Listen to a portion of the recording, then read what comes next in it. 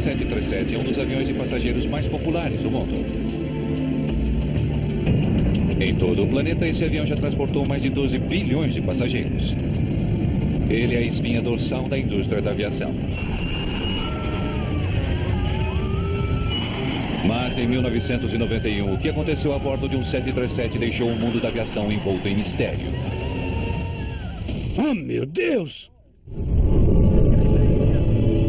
Um acidente mortal deixa os investigadores perplexos. Tive dúvidas de que fôssemos capazes de resolver aquele acidente. Era como seguir um assassino em série.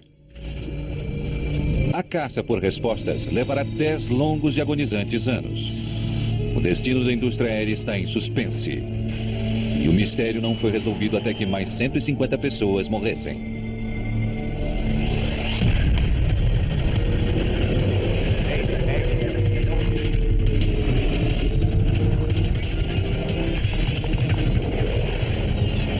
Mayday, desastres aéreos. Esta é uma história real, baseada em relatórios oficiais e em relatos de testemunhas oculares. Perigo oculto. Dia 13 de março de 1991, 9h40 da manhã. Depois de uma curta viagem de 17 minutos de Denver, o voo 585 da United Airlines está se aproximando de Colorado Springs. Parece um dia perfeito para voar, mas há um problema no ar.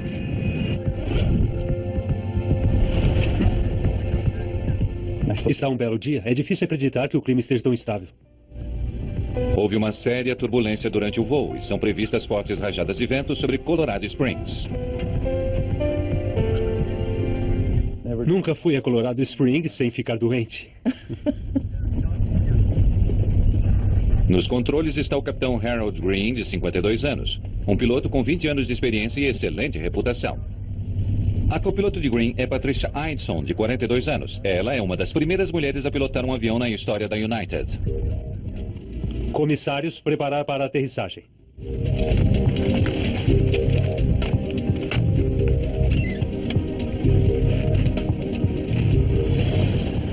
No aeroporto municipal de Colorado Springs, o controlador de tráfego aéreo James Rayfield está pronto para auxiliar na aterrissagem do voo 585.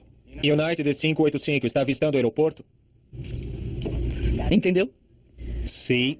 585 da United é aeroporto vista. Baixar trem de pouso. United 585, permissão para uma aproximação visual na pista 35. As condições do tempo incluem ventos de 320 graus a 16, chegando a 29. À medida que sua velocidade diminui, o voo 585 se torna mais vulnerável à turbulência. Eidson quer saber que outros aviões já vivenciaram essa mesma situação. Algum relatório de perda ou ganho de velocidade no ar? Sim, senhora. Uma perda a 159 metros e 50 nós, um ganho a 120 metros e 15 nós e um ganho de 15 metros e 20 nós. Parece uma situação de aventura. Começando a descida. A menos de 3 quilômetros do aeroporto, o policial aposentado Harold Darnell está a caminho do mercado local. 1 quilômetro à frente, Green e Eidson se concentram em manter sua velocidade constante enquanto descem. Tivemos uma mudança de 10 nós. Eu sei. É preciso muita força para manter essa velocidade. À medida que o voo 585 da United se aproxima da pista, Darnell sente algo estranho. Poxa, mas o que foi isso? Do nada, uma poderosa rajada de vento atinge seu veículo, quase jogando-o para fora da estrada. Outro ganho de 10 nós. 30 flaps. Da torre de controle James Rayfield, agora pode ver a aproximação final do voo 585. À medida que a aeronave se aproxima do aeroporto, a viagem fica ainda mais acidentada. Puxa! Estamos a 300 metros. Então, sem aviso, o 737 começa a girar sem controle. Meu Deus, estamos girando! 15 flaps! 15! Ah, não! Oh, meu Deus! Meu Deus!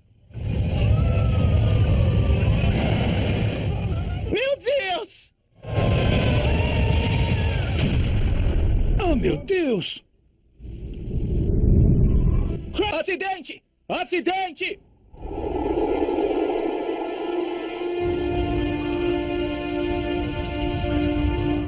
As equipes de resgate chegam em minutos, mas não há mais quase nem sinal do 737.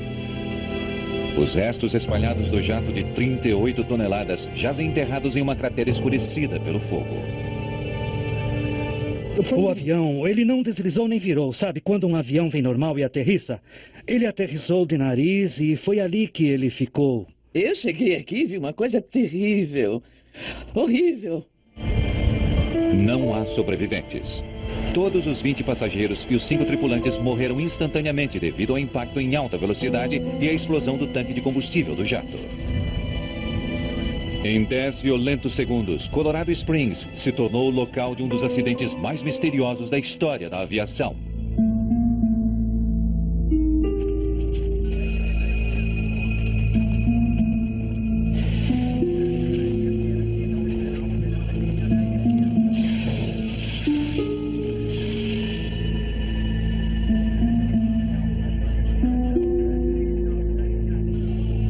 À noite, os investigadores da NTSB, a Junta Nacional de Segurança no Transporte, descem em Colorado Springs.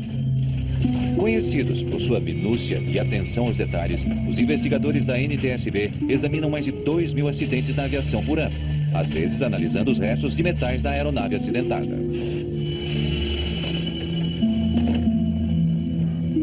Enquanto os coronéis marcam a localização dos restos humanos em vermelho, os investigadores da NTSB marcam os restos de metal em amarelo, procurando por pistas que os ajudem a resolver o mistério do voo 585. Como investigar um assassinato em massa, caminhar sobre o local do acidente é uma tarefa difícil. Entre os investigadores designados para o caso está Malcolm Brenner, um especialista em desempenho humano. Seu trabalho será descobrir se o acidente foi causado por um erro do piloto. A área estava sendo controlada pela polícia e havia vários caminhões do Exército de Salvação. Eu peguei uma xícara de café ou de chocolate quente e agradeci, mas eles disseram, não agradeça. E eles tinham um olhar que dizia, meu Deus, você tem que entrar nesse lugar. As pistas do destino do United 585 estão no fundo de um buraco negro. A fuselagem está amassada como um acordeão dentro da cratera. O resto do avião está em pedaços espalhados em uma área menor que a de um campo de futebol.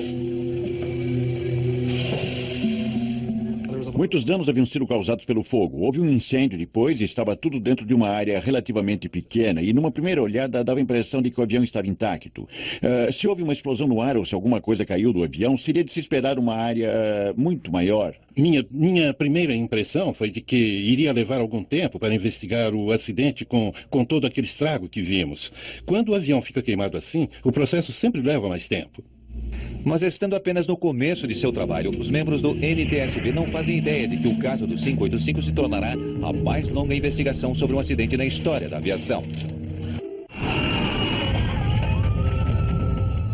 15 flaps! 15! Um dia claro de inverno em 1991 se transformou em um dia mortal em apenas 10 segundos. Momentos antes de aterrissar em Colorado Springs, o voo 585 da United Airlines despencou do ar a 370 km por hora. Acidente! Acidente! Todos os 20 passageiros e os 5 tripulantes morreram. A NTSB dá início a uma trabalhosa investigação sobre o acidente. As turbinas do motor, os medidores de pressão hidráulica, o gravador de voz da cabine e os registros de dados do voo foram tirados cuidadosamente do local, fotografados e mandados para um laboratório de análise. Um importante primeiro passo na investigação é analisar o gravador de voz da cabine. Sendo que o erro do piloto é a causa de 70% dos desastres aéreos, o trabalho de Malcolm Brenner é ver que papel os pilotos Green e Aitson tiveram nesse acidente. A tripulação era, e eu senti isso na época, uma das mais impressionantes com as quais eu já havia lidado. Havia um certo relaxamento, um pouco de humor. O capitão disse... Eu nunca fui para Colorado Springs sem ficar doente.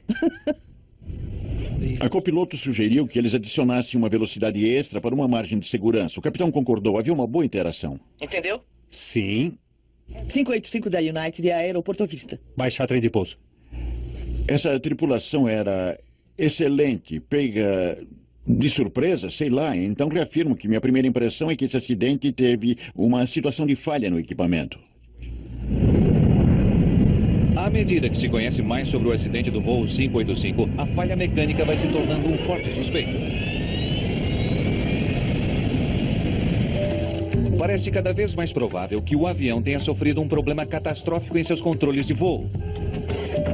Os investigadores rapidamente suspeitaram do leme na parte de trás da cauda. Nos concentramos em eliminar outras superfícies do controle de voo que achamos que poderiam ter contribuído para o acidente. Começamos a investigar o leme. Tragam isso para cima para eu dar uma olhada. Os investigadores começam a inspecionar o leme no local, mas a violência do acidente torna o trabalho extremamente difícil. Não sobrou quase nada. A maior parte das peças do avião está danificada ou queimada demais para ser testada. Um componente vital ainda permanece razoavelmente intacto: a unidade de controle de força, ou PCU. Usada constantemente durante um voo, principalmente durante as aterrissagens, a PCU age como a direção de um carro. Quando o piloto aperta o pedal do leme, a PCU usa fluido hidráulico para converter o movimento suave do pé dele na pressão necessária para mover os enormes lemes de um 737. O coração de uma PCU é uma coisa chamada servoválvula. Com o formato de uma latinha de refrigerante, ela é formada de duas partes que deslizam uma sobre a outra, direcionando o fluxo do fluido hidráulico pressurizado que move o leme. A servoválvula é uma coisa muito singular. Na verdade, trata-se de duas válvulas em uma, e isso dá margem a um amplo alcance de interações que não ocorrem em uma válvula hidráulica convencional. Quando o técnico abre a PCU, ele encontra pedaços de metal flutuando no fluido hidráulico. É uma descoberta perturbadora.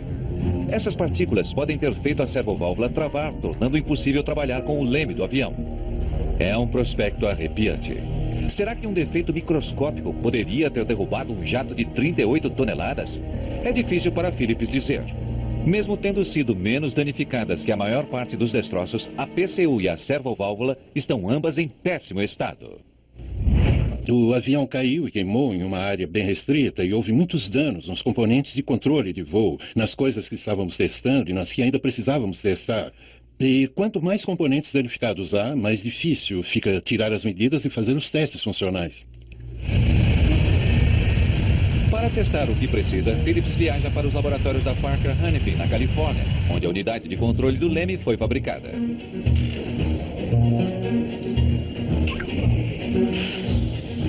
Os curiosos pedaços de metal flutuando nas câmeras da PCU são descartados. Phillips é informado que os filtros os mantêm fora da delicada servoválvula, direcionam o fluido e move o leme. Nada mais é encontrado que possa explicar os repentinos movimentos do leme no voo 585. Não tínhamos a mínima indicação ou informação para onde pudéssemos apontar e dizer que a unidade de controle do leme, a servoválvula ou outra parte do sistema tenha causado aquele acidente. Quando Phillips chega a um beco sem saída, apenas o mau tempo permanece como o principal suspeito. O especialista em acidentes ligados a mau tempo, Greg Salotolo, está tentando determinar se os fortes ventos do dia do acidente podem ter sido um fator.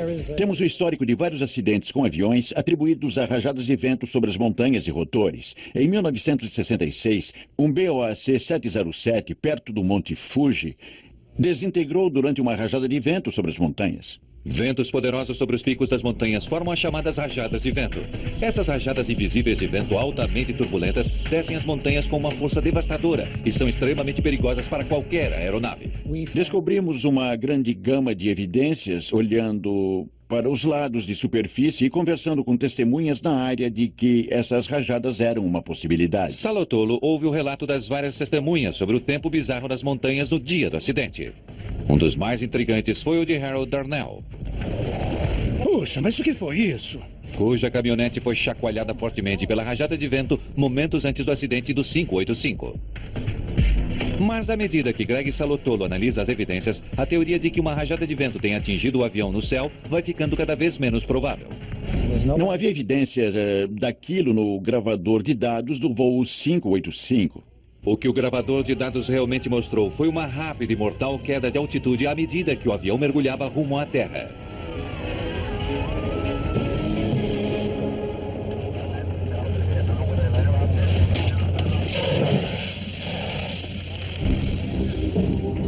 Faz 21 meses que a investigação sobre o acidente do voo 585 da United começou. quase 2 anos em que a NTSB vem estudando a tripulação, o tempo, o leme e as milhares de outras evidências. Eles ainda estão de mãos vazias. Apenas pela 4ª vez em sua história, a NTSB publica um relatório no qual afirma não ter chegado a uma solução. A causa do acidente do voo 585 é indeterminada. Dedicamos muito tempo e esforço nessa investigação, mas ainda assim não sabíamos o que tinha acontecido. Era como se eles estivessem atrás de um assassino em série. Ele estava frustrado por não ter resolvido o mistério daquele acidente. Ele não queria que acontecesse outra vez. Mas, quase 2 anos depois da publicação do relatório do voo 585, o assassino ataca novamente. Às 7 da noite, em um dia claro e sem vento, o voo 427 da US Air se aproxima de Pittsburgh. O capitão Peter Germano e o primeiro oficial Chuck Emmett estão se preparando para a aproximação final. Deveremos estar no solo em cerca de 10 minutos. O céu está limpo, com um pouco de nevoeiro. Comissários, por favor, preparem-se para a aterrissagem. Verifiquem seus cintos de segurança. Obrigado. US Air 309, descendo e mantendo 1.800 metros. À medida que se aproximam do aeroporto, os pilotos estão atentos a outro voo cerca de 10 quilômetros à sua frente. Verificando o tráfego aéreo. Virando a 100 US Air 427. Estou vendo um jato que... À medida que eles atravessam a turbulência deixada para trás pelo outro jato, seu avião, de repente, de maneira alarmante, começa a girar à esquerda. Mantenha. Droga! Nada do que os pilotos fazem parece ter qualquer efeito.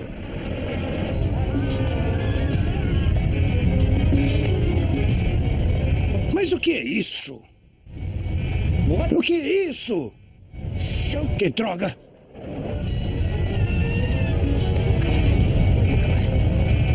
...427, emergência! Que droga! Não!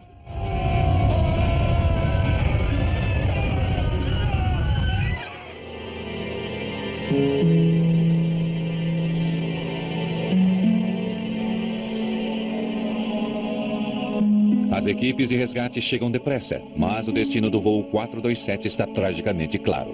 Não há esperança para os 132 passageiros e para a tripulação. Os restos humanos são tão terríveis que as autoridades declaram o local do acidente biologicamente perigoso. O acidente do US Air 427 foi o primeiro acidente nos Estados Unidos onde foram usadas roupas especiais. Isso tornou as coisas mais difíceis. Essas roupas eram desconfortáveis, quentes, e até hoje, quando eu calço um par de luvas de borracha, por alguma razão sou transportado para o local do acidente em Pittsburgh. O capitão John Cox, um piloto de 737s e especialista em sistemas de voo pela Associação de Pilotos de Aeronaves, é convidado a se juntar à equipe de investigação sobre o acidente do voo 427. À medida que os coronéis tentam coletar restos humanos, o investigador-chefe da NTSB, Tom Halter, já sabe que sua caçada por pista será longa e dolorosa. Quando nós chegamos ao local do acidente, não havia aeronave ali, só havia pedaços dela. Não havia, na verdade, uma aeronave reconhecível. Com a ajuda de testemunhas oculares, das informações do gravador de dados do voo e do gravador de voz da cabine, os investigadores começam a ver rapidamente algumas similaridades incríveis entre esse acidente e o caso não resolvido do 585. Na verdade, eles parecem ser imagens espelhadas um do outro. Na aproximação final da pista, o voo 585 da United vai para a direita, enquanto que o 427 da US Air vai para a esquerda. Ambas as tripulações são pegas de surpresa. E depois de alguns segundos terríveis, ambas as aeronaves mergulham para o solo. Certamente toda a equipe sabia do acidente anterior com o United 585 em Colorado Springs. Tentamos ficar com aquele acidente no fundo de nossa mente e ao mesmo tempo olhar para esse que se apresentava a nós. À medida que a investigação continua, a lista de similaridades cresce. Os motores do 427 também estavam funcionando na hora do impacto. Mas apesar de todas as semelhanças, havia uma importante diferença. Ao contrário do que aconteceu com o United 585, as condições climáticas do dia do acidente do US Air 427, à medida que ele se aproximava de Pittsburgh, estavam muito calmas. Nós deveremos estar no solo em cerca de 10 minutos. O céu está limpo, com um pouco de nevoeiro. Enquanto eu observava as informações do gravador de dados de voo, percebi que a aeronave se aproximava de Pittsburgh. A noite era calma, não havia nenhuma turbulência. Os pilotos estavam tranquilos e falavam durante a aterrissagem. Comissários, por favor, preparem-se para a aterrissagem e verifiquem seus cintos de segurança. Obrigado. Como no caso do United 585, Greg Phillips irá mais uma vez liderar as investigações sobre os aspectos mecânicos do acidente. Quase que imediatamente, ele faz uma promissora descoberta. Por milagre, uma grande parte do leme e da cauda do USR 427 ainda parece intacta.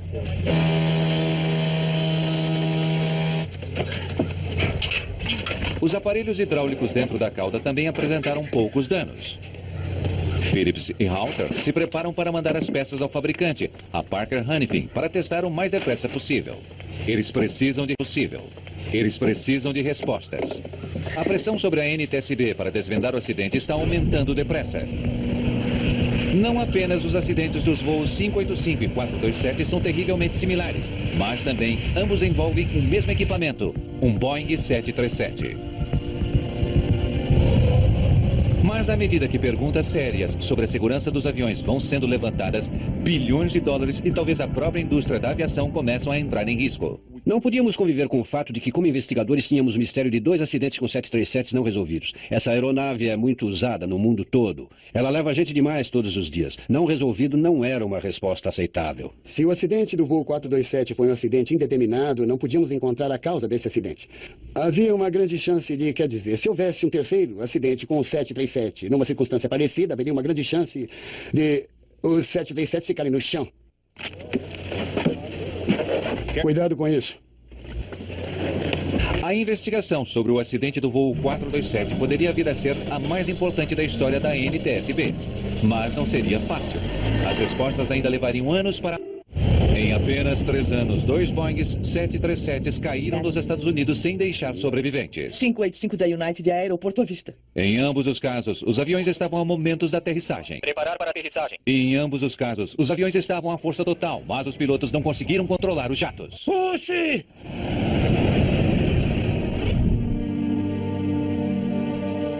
No caso do voo 585 da United, os investigadores da NTSB não conseguiram encontrar a causa do acidente.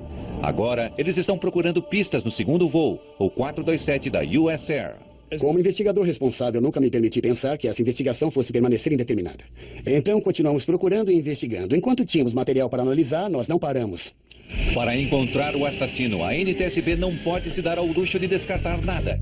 Desde a possibilidade de uma colisão com aves como a responsável pelos acidentes, até outras estranhas e bizarras teorias. Eles procuraram até interferência eletromagnética, receberam ligações de pessoas dizendo que poderiam ser os raios da morte da Rússia. Consideraram tudo. Segundo 2 testemunhas, a aeronave começou a descer de repente e a planar antes de explodir. Mas o suspeito principal dos investigadores era a servoválvula, uma peça da unidade de controle que move o leme de um 737 e suspeita de ter causado o acidente do voo 585. A fabricante dessa válvula é a Parker Hannifin. Em seu laboratório na Califórnia, os investigadores olharam dentro da cavidade principal da unidade de controle do US Air. Como na aeronave anterior, eles encontraram pedaços de metal flutuando no fluido hidráulico. Porém, mais uma vez, a Parker e a Boeing repetiram suas afirmações. Os filtros designados para evitar que quaisquer entulhos interfiram com as delicadas partes do metal haviam feito seu trabalho.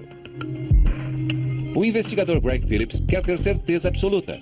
Se os pedaços estavam realmente bloqueando as partes deslizantes, eles deveriam ter deixado minúsculas marcas atrás, onde houve o atrito contra o metal. Mas Phillips não consegue encontrar nada. Não encontrei nada. Ok. Phillips faz os técnicos testarem exaustivamente a servoválvula do voo 427. Ele exige quantos testes forem necessários para encontrar uma fraqueza. Se conseguir encontrar uma, ele poderá explicar por que 2 aviões caíram. Mas ele sai de mãos vazias. Aquela unidade passou por todos os testes operacionais. Não havia nenhuma indicação de que tivesse havido alguma falha. Ela tinha operado dentro dos parâmetros esperados.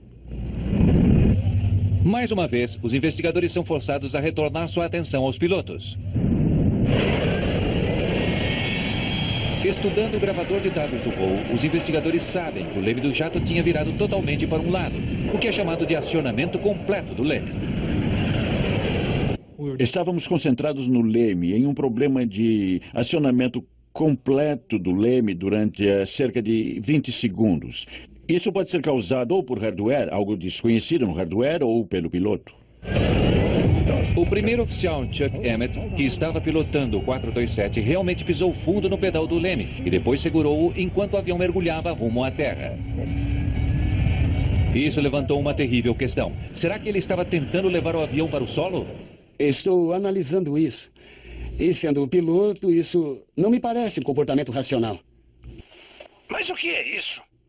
O especialista em desempenho humano Malcolm Bremer ouve as evidências do gravador de voz da cabine. O que é isso? Que droga! Eles tinham microfones na boca e dava para ouvir muito bem, como se eles estivessem falando aqui. Dava até para ouvir sons da respiração. Estou vendo um rastro que... As gravações da cabine indicam que os problemas do voo 427 começaram no momento em que ele atravessou o rastro deixado pelo voo 727 da Delta Airlines, que tinha acabado de passar na frente deles. Aquele rastro assustou os pilotos. Estou vendo um rastro que... O primeiro oficial não fala o resto da sentença. Estou vendo um rastro que... E não há mais conversa sobre esse rastro, nem sobre nada mais. Ambos estão concentrados. O capitão diz, nossa. Estava um voo tranquilo e de repente aquilo. Uma interferência momentânea que eles não tinham previsto e com isso os pilotos retomaram os controles e imediatamente acionaram o leme. Nossa. O gravador de voz da cabine registra até o som da turbulência do outro jato enquanto o voo 427 a atravessa. Quando o voo 427 encontra a turbulência, Brenner ouve algo incomum. O primeiro oficial Emmett começa a gemer. Esses sons não são comuns. Os controles são projetados para que os pilotos não precisem gemer para acioná-los. Então, ouvir alguém gemer é normalmente um sinal de emergência. Ligando os dados do registro de voo com o gravador de vozes da cabine, Brenner consegue confirmar que os gemidos de Emmett começam alguns segundos depois que ele apertou o pedal do leme, de 3 a 4 segundos depois da onda de turbulência ter afetado o voo 427. Mas o que é isso? Sozinhas, as gravações das vozes na cabine provam muito pouco, mas parece claro que a tripulação não estava tentando acidentar o avião. Algo aconteceu que os pegou de surpresa. Eles reagiram o mais depressa que puderam, mas nada do que fizeram pareceu ajudar. Mas o que é isso? Já se passaram quase 2 anos desde o acidente do voo 427 e a investigação continua vazia. 2 737s caíram de maneira incrivelmente parecidas e os investigadores ainda não sabem por quê. Nós ficamos todos frustrados quando os meses se transformaram em anos, mas o que não estávamos vendo? Isso definitivamente pegou uma parte da vida pessoal deles. Trabalhavam por várias horas seguidas, nunca paravam de pensar nos acidentes. Estávamos indo contra uma aeronave que tinha uma história de segurança incrível. Realmente toda a sua história de 30 anos tinha sido a de um grande avião. Tentávamos provar que havia alguma coisa errada com um aluno nota 10. Aquilo estava na mente dele. Ele tinha até pesadelos com aquilo, onde ele sonhava que estava na frente de um comitê que acabava com ele, que tinha havido um terceiro acidente com um 737. E no sonho do Tom, todas as câmeras estavam apontando para ele. E um dos congressistas perguntou, por que você não deteve essa frota?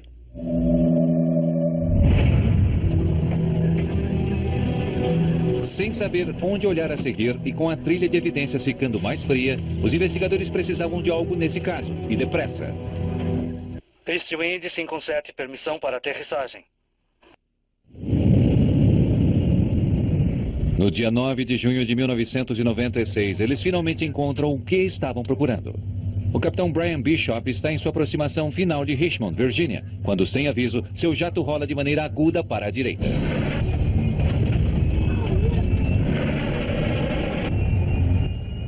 Não sabíamos a que extensão, mas sabíamos que havia um problema com o leme. Eu acionei a meia-lua na direção oposta e pisei no pedal do leme. Mas o pedal não se moveu. Por mais de 30 segundos, o 737 voa em estado precário, pendendo para a direita. Enquanto Bishop tenta evitar que ele gire. Então, de repente, as forças desconhecidas que seguravam o jato o soltam, deixando que as asas voltem à posição horizontal. Em questão de segundos, ele se soltou e voltou ao normal. Começamos a verificação da aparelhagem. Minutos antes de eu poder terminar a frase, de repente aconteceu de novo.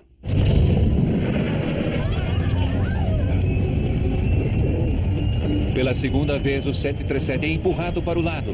Durante 30 segundos horríveis, o 737 assume vida própria. Então, mais uma vez, tão depressa quanto havia começado, os giros param. Depois da segunda vez, eu olhei para o copiloto e disse: declare emergência. Diga que estamos com problemas para controlar o avião.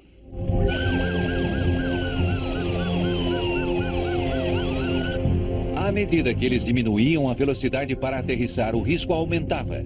Se ocorresse um terceiro giro, eles não teriam velocidade suficiente para se recuperar.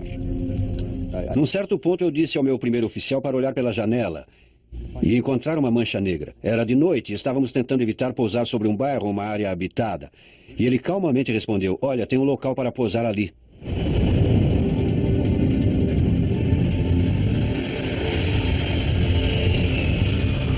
Mas não houve o terceiro giro. Bishop traz a aeronave 517 até o solo e aterrissa em segurança. Foi então que eu percebi que minhas pernas estavam tremendo. Levamos a aeronave ao portão e eu peguei o microfone para fazer um anúncio para tentar explicar àquelas pessoas o que elas estavam tremendo. Levamos a aeronave ao portão e eu peguei o microfone para fazer um anúncio para tentar explicar àquelas pessoas o que tinha acabado de acontecer. E quando eu peguei o microfone, percebi que não havia nada que eu pudesse dizer para tornar aquela situação melhor. E provavelmente pela primeira vez em muito tempo eu estava sem palavras. Então eu simplesmente larguei o microfone e deixei aquilo. Mas Bishop não ficaria sem palavras por muito tempo. No dia seguinte, a equipe de investigação chegou a Richmond. O gravador de dados do avião não estava danificado, nem o avião. Nós fomos até lá. O avião literalmente não se moveu. Ele ficou ali, naquele aeroporto, até que tivéssemos chegado. Tinha gente tanto da FAA quanto da NTSB, e todos queriam falar com a gente com urgência. Foi uma grande oportunidade para a NTSB, porque de repente eles tinham um 737 que tinha tido um incidente com o leme, mas que estava intacto, e tinha um piloto que estava vivo e com quem eles podiam falar. Acho que ficaram muito mais felizes de ver que o avião, e não eu, tinha se salvado. O avião deu a eles mais oportunidades de pesquisa do que eu pude dar. Os investigadores da NTSB rapidamente determinaram que o que havia acontecido a bordo do voo 517 da East Wind era terrivelmente similar aos eventos dos voos 427 e 585. Se eles conseguissem descobrir por que o 737 de Bishop girou, talvez eles fossem capazes de resolver dois misteriosos e fatais acidentes. E quando perguntamos a ele o que aconteceu, ele disse que tinha alguma coisa errada com o pedal do leme. O pedal não descia. Eu estava pisando no pedal e não conseguia fazê-lo descer. Meu Deus. Sendo Bishop a primeira pessoa a testemunhar, os investigadores imediatamente se voltam para os controles do voo do East Wind. A unidade de controle é retirada, inspecionada e testada várias vezes seguidas. Para a frustração de todos, a unidade executa seu papel perfeitamente. Testamos a aeronave como ela estava intacta. Testamos tudo por completo e fizemos testes de voo com ela. E ela passou em todos. Após uma caçada de 5 anos por provas de um terceiro e misterioso evento com o leme num 737 e de um piloto vivo como testemunha, Tom Halter ainda está sem as provas de que precisa para fechar o caso. Ele decide testar seu principal suspeito, os controles de leme do voo 427, um pouco mais além. Um amigo mencionou um teste que eles tinham feito no exército sobre uma onda de choque térmica, onde uma PCU muito fria mergulhada em fluido hidráulico muito quente, o que a fazia agir de maneira muito estranha. Então fizemos esse teste, e o teste foi no mínimo extremo. No dia 26 de agosto de 1996, em Valência, Califórnia, os investigadores da NTSB se juntaram para observar o teste da PCU do US Air 427. Depois de mergulhada em gelo seco, a PCU é bombardeada com gás de nitrogênio para simular as temperaturas de menos 40 graus a 10 mil metros de altitude. Depois, ela recebe uma injeção de fluido hidráulico superaquecido e é acionada para começar a funcionar. Enquanto estávamos ouvindo a gravação, vimos a PCU se mover para a esquerda e para a direita, esquerda, direita. E parar. Mas não acionamos o comando de parar. Ele parou. Parou completamente de funcionar. Olha só.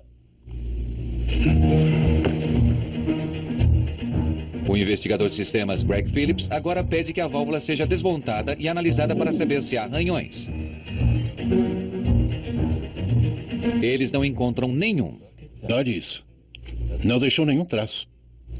Foi uma descoberta crucial para resolver um crime quase perfeito. Eles não só provaram que a válvula que controla os lemes pode travar, mas que ela pode fazer isso sem deixar evidências para trás. Tom Halter e sua equipe agora já sabem que uma pequena válvula hidráulica que controla o leme do jato comercial mais popular do mundo pode travar sob certas circunstâncias. É uma descoberta assustadora, mas por incrível que pareça, há outra surpresa chocante guardada para os investigadores. Dia 15 de outubro de 1996. Nos últimos 5 anos, a NTSB vem lutando para resolver seu caso mais difícil. 2 acidentes completamente separados, mas aparentemente ligados. A queda do United 585 matou 25 pessoas, entre passageiros e tripulação. 3 anos mais tarde, o acidente do voo 427 da US Air tirou outras 132 vidas.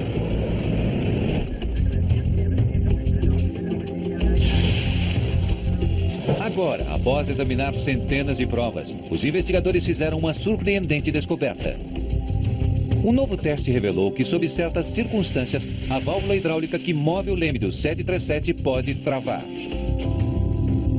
Está travada. Mas as surpresas não terminaram.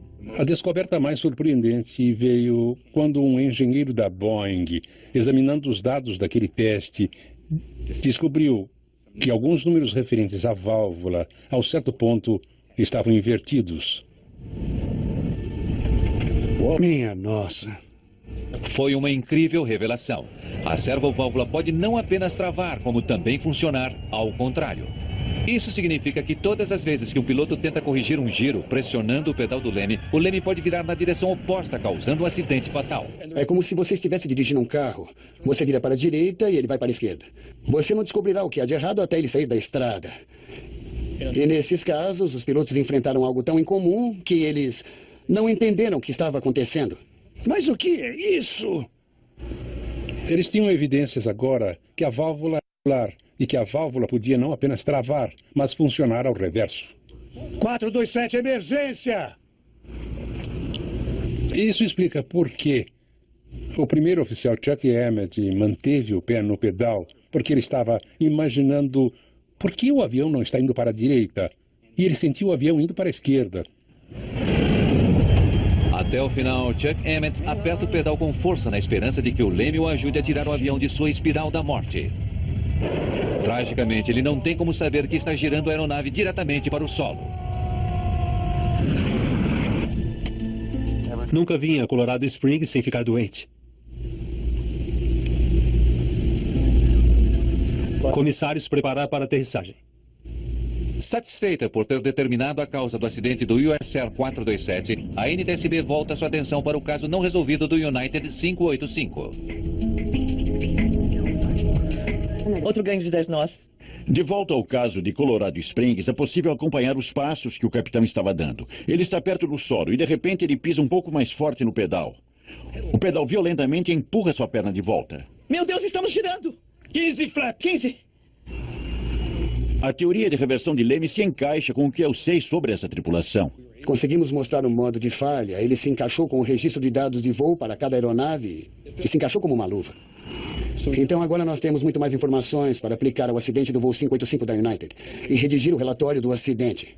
Oh, meu Deus! Oh, meu Deus! Do momento da reversão do leme até o momento do impacto foram menos de 10 segundos. A tripulação do 585 não teve chance de salvar o avião nem seus passageiros. Na conclusão da investigação, grandes mudanças foram feitas para melhorar a segurança no 737 e em toda a indústria da aviação. Novos protocolos de treinamento foram designados para ajudar os pilotos a reagir a eventos de voo incomuns. Na frota do 737, os pilotos agora são treinados para reagir tanto a acionamento completo do leme quanto a efeitos reversos. Se a tripulação do United 427 tivesse a informação que temos hoje, acredito que teria aterrissado em segurança em Pittsburgh aquela noite. A FAA também orientou a Boeing a redesenhar a servoválvula dos lemes para eliminar a possibilidade de um efeito reverso. A Boeing gastou centenas de milhões de dólares para substituir as válvulas de milhares de 737s em todo o mundo. Uma coisa que não gostamos na NTSB é ter um acidente indeterminado, porque se for assim não podemos fazer nada para melhorar a segurança. Então, por causa do acidente do US Air 427 e da United 585, temos uma frota mais segura hoje. Os investigadores da NTSB levaram 10 anos para resolver os acidentes misteriosos dos voos 585 e 427, a investigação mais longa na história da aviação. Ainda há gente na aviação que acha que a NTSB não trabalhou direito, mas eu me convenci depois de falar com muita gente, pilotos, engenheiros, pessoas na Boeing e passar muito tempo com os investigadores que fizeram a coisa certa. Desde a substituição das servoválvulas do 737, nunca mais houve nenhum acidente parecido com o mais popular e mais rentável avião do mundo.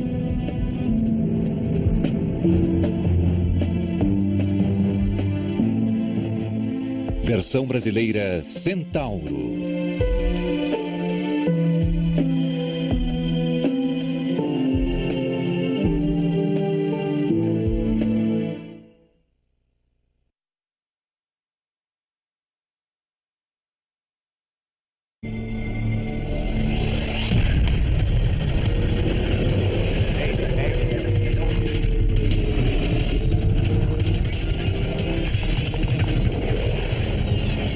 Mayday, desastres aéreos. Esta é uma história real, baseada em relatórios oficiais e em relatos de testemunhas oculares. Perigo oculto. Dia 13 de março de 1991, 9h40 da manhã. Depois de uma curta viagem de 17 minutos de Denver, o voo 585 da United Airlines está se aproximando de Colorado Springs. Parece um dia perfeito para voar, mas há um problema no ar.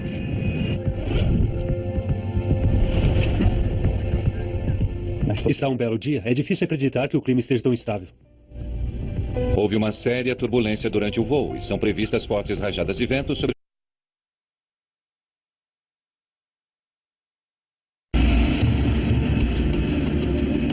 O Boeing 737 é um dos aviões de passageiros mais populares do mundo.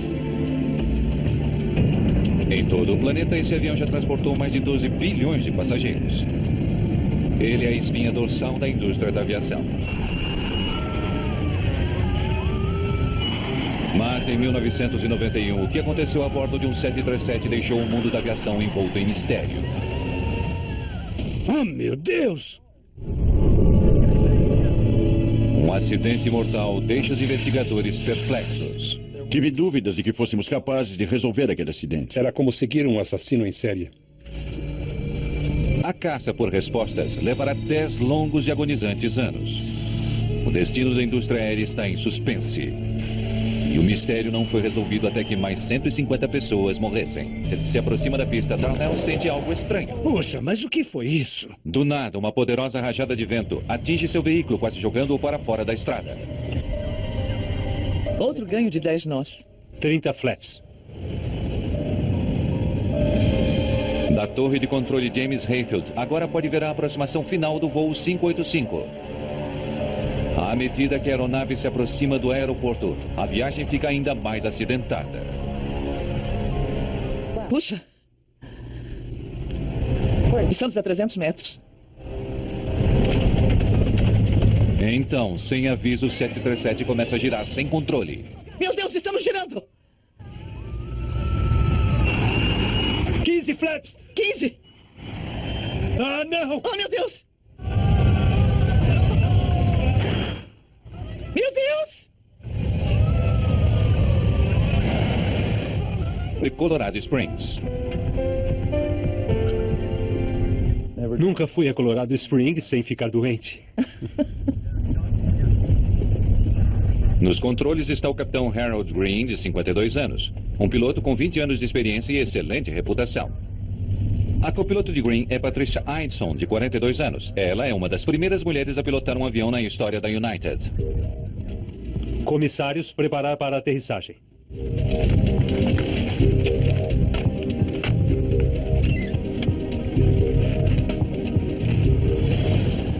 No No aeroporto municipal de Colorado Springs, o controlador de tráfego aéreo James Rayfield está pronto para auxiliar na aterrissagem do voo 585.